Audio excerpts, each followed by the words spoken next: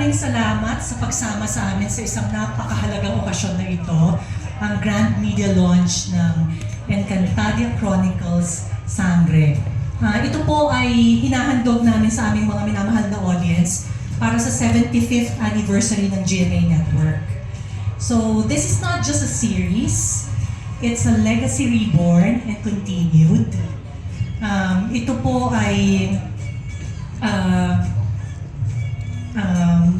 ang Sangre po carries the torch of a universe that has captured imagination since 2005 and reignited in 2016, and now it rises again with even more power and stronger characters at the center of it all.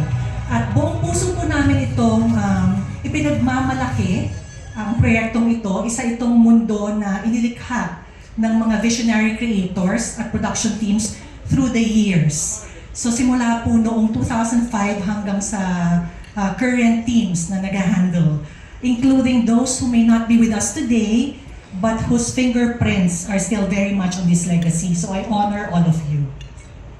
Buhay na buhay ang mundong ito kasi dahil sa aming powerhouse cast at sa suporta ng aming mga partners mula sa iba't ibang departamento ng GMA, I would like to make a special mention to GMA Post-Production, ang kapartner namin sa nakakamanghang video graphics at special effects na makikita nyo sa serye.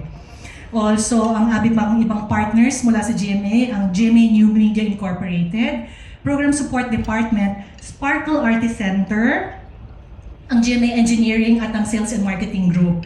At higit sa lahat, syempre ang aming mga tagahanga at aming mga taga-viewers, ang mga Encantadics na patuloy na naniniwala sa magic ng Encantadia.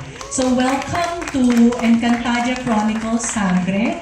The magic begins on June 16. Avisala Eshma, and enjoy the program that we have prepared for you today.